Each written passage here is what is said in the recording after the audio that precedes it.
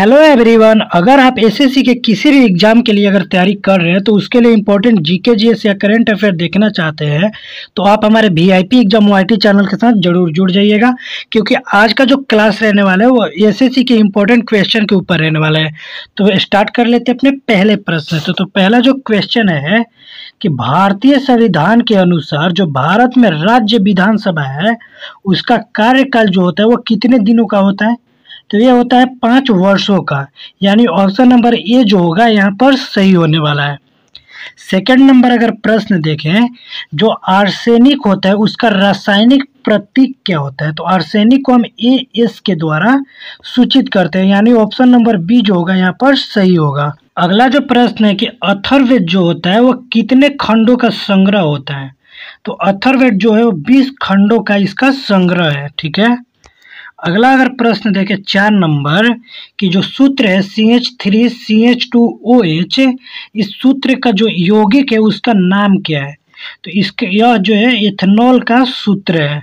CH3CH2OH जो सूत्र है वो इथेनॉल का है। ठीक है। अगला अगर प्रश्न देखें कि मार्शल आर्ट में जो डम्बे किस महाद्वीप से संबंधित है? तो मार्शल आर्ट डम्बे जो है वो अफ्रीका महाद्वीप से संबंधित है। अगला अगर हम प्रश्न देखें 6 नंबर की डॉट डॉट डॉट में स्थित भगवान अयप्पा के जो पवित्र उपवन है उसमें एक नृत्य उत्सव होता है जिसका मरकविलक्कू नाम है। वह उत्सव जो है वह किस राज्य के अंदर मनाया जाता है? तो यह जो उत्सव है वो केरला राज्य के अंदर मनाया जाता है। अगला अगर हम प्रश्न देखें कि जो पेट्रोलियम में मौजूद होता है, पेट्रोलियम में मौजूद निम्नलिखित में से कौन से वह यौगिक का आंतरिक दहन है जिसके वजह से क्या होता है कि इंजनों और रिफाइनरों के कुछ हिस्सों में जंग लग जाता है? तो किसके वजह से जंग लगता है? तो सल्फर के वजह से लग जाता है। अगला अगर प्रश्न देखें 8 नंबर कि जो भारत के चुनाव आयोग है जिसे ECI बोला जाता है, वह देश में स्वतंत्र और निष्पक्ष जो चुनाव करवाते हैं ना, वो भारतीय संविधान के किस अनुच्छेद में इसका वर्णन करा गया है? तो अनुच्छेद 324 में स्वतंत्र भारत के जो निष्पक्ष चुनाव कराते हैं ECI, इसका वर्णन करा गया है। अगला अगर हम प्रश्न देखें 9 नंबर कि निम्नलिखित में से क्या निष्फल भूमि का एक मुख्य कारण होता है? तो निष्फल भूमि का मुख्य कारण है मृदा का अपरदन। ठीक है। अगला अगर प्रश्न देखें 10 नंबर की रज्जुकीय संघ के जो जीव होते हैं, जीवों में संबंध में निम्नलिखित में से कौन सा सत्य है? कथन जो है यह चारों में से कौन सा सत्य है? तो इसमें बी नंबर जो है वह सत्य है, क्योंकि जो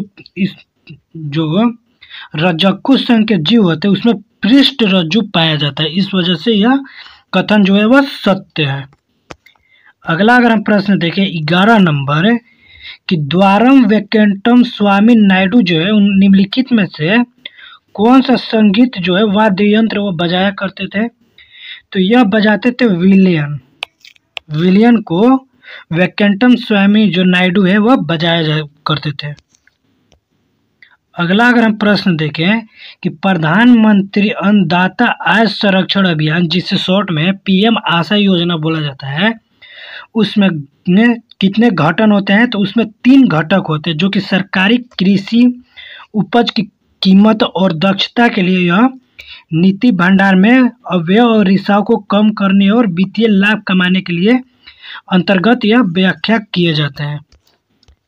अगला अगर प्रश्न देखें 13 नंबर की 2011 की जो जनगणना है उसके अंतिम जनसंख्या योग के अनुसार भारत में जो भारत देश है उसकी कुल बाल जनसंख्या में ग्रामीण बाल जनसंख्या की कितनी प्रतिशत थी? तो इसमें जो ग्रामीण बाल जनसंख्या थी वो 74.05% थी। ठीक है। अगला जो प्रश्न है कि जनवरी 1931 में महात्मा गांधी की जेल से रिहाई होने के बाद जो कांग्रेसी नेताओं ने अपने भविष्य की कार्रवाई योजना बनाने के लिए उन्होंने किस जगह पर मुलाकात किए थे? तो इलाहाबाद के अंदर कांग्रेसी नेताओं का मुलाकात किया गया था महात्मा गांधी की जेल से रिहाई के बाद। ठीक है। अगर अगला हम प्रश्न देखें 15 नंबर की अपशिष्ट जल उपचार की जो प्रक्रिया को समानतः डॉट डॉट उपचार भी कहा जाता है, उसे किस उपचार के नाम से जाना जाता है? और तो उसे सीवेज उपचार के नाम से भी जाना जाता है। ठीक है, अगर अगला हम प्रश्न देखें 16 नंबर की, जो मूसी नदी है और निम्नलिखित में से किस नदी की सहायक नदी है? तो यह जो मूसी नदी है वह कृष्ण नदी जो है उसकी यह सहायक नदी है। ठीक है, अगला अगर हम प्रश्न देखें 17 नंबर, जो WHO है जिसे विश्व स्वास्थ्य संगठन बोला जाता है या वर्ल्ड हेल्थ ऑर्गेनाइजेशन बोला जाता है, WHO के अनुसार निम्नलिखित में से कौन पारंपरिक पेयजल उपचार संयंत्रों में बने जो कीटाणु शोधन उप उत्पादों का उदाहरण नहीं है? तो इन ऑप्शनों में से नहीं है तो वो है टाइटेनिया। जो टाइटेनिया है वो कीटाणु शोधक उप उत्पादों में का एक हिस्सा नहीं है।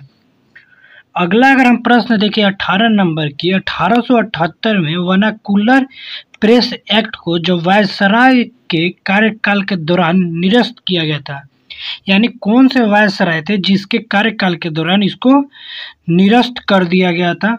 तो उस टाइम पर वायसराय थे लॉर्ड रिपन, यानी ऑप्शन नंबर सी जो होगा यहाँ पर सही होने वाला है हमारा। अगला अगर प्रश्न देखें 19 नंबर कि निम्नलिखित में से कौन सा भारतीय रिजर्व बैंक के पहले भारतीय गवर्नर थे? तो भारतीय रिजर्व बैंक के जो पहले गवर्नर थे वो थे CD देशमुख। ठीक है, अगला अगर हम प्रश्न देखें 20 नंबर कि निम्नलिखित में से कौन सा 1946 में मद्रास निर्वाचन क्षेत्र के संविधान सभा के सदस्य बने थे? तो कौन बने थे? तो वो बने थे अम्मू स्वामीनाथन, यानी ऑप्शन नंबर जो सी होगा यहाँ पर सही होने वाला है। अगला हम प्रश्न देखें अगर 21 नंबर कि भारत के संविधान का निम्नलिखित में से कौन सा संशोधन 1993 में नगर पालिका सरकारों को संवैधानिक रूप से, तो कौन सा किया गया था? तो वो किया गया था हमारा 73वां संविधान संशोधन अधिनियम जो था 1990।